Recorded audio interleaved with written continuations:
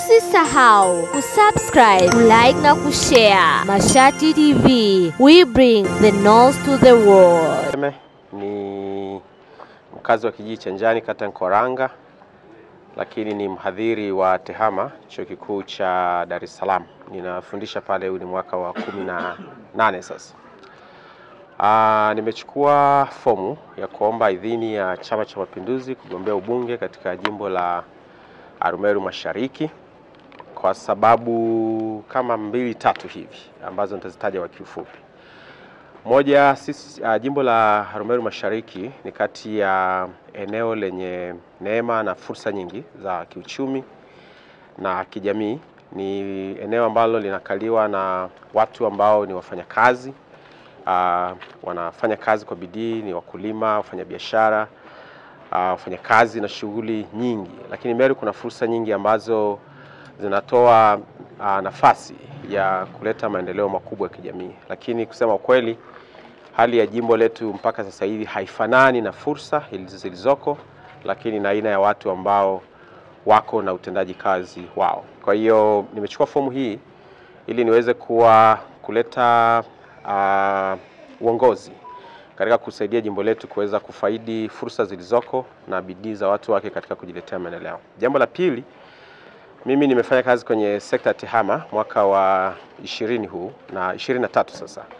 Na nimejikita, pamoja na kuwa ni eneo la teknolojia, ila mimi nimejikita na nimebobea katika ngazi ya shahada ya 2, ya 3 na ya 4 ambayo nimesoma, kuisaidia kutafsiri teknolojia kwenda kwenye hali ya manufaa katika maendeleo ya kiuchumi na kijamii.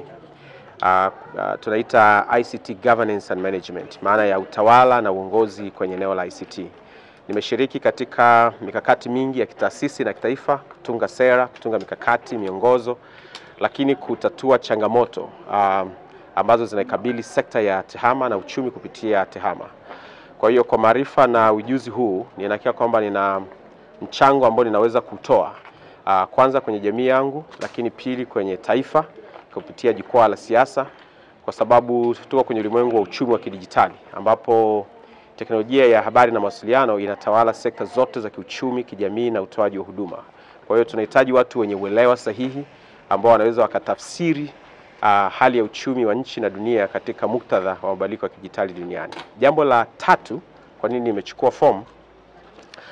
Mimi nimekuwa kwenye uongozi maisha yangu yote, kuanzia shule ya msingi mpaka hapa nilipo. Nimeshiriki sana katika kutatua changamoto za kijamii, kutunga mikakati na kudili na complex problem ambazo zinakabili jamii. Nina hakika kabisa katika hali tuliyoko, na ukitazama ilani ya Chama cha Mapinduzi ambayo imetolewa, inahitaji watu wenye uelewa, wenye ufahamu, wenye maarifa, lakini na uwezo wa kufikiri na kutatua changamoto ambazo zinakabili jamii ili kufanikisha zile ahadi ambazo chama imezitoa katika ilani yake. Nina imani kabisa kwamba nikipewa fursa na chama changu, nina uwezo wa kuwa msaada mkubwa, kushirikiana na wenzangu katika kutatua changamoto zilizoko. Lakini 4, watu wa Meru wanahitaji uongozi bora zaidi. Nina appreciate kwamba kuna kazi imeshafanyika na viongozi ambao wametangulia, lakini ninadhani Meru inahitaji uongozi bora zaidi.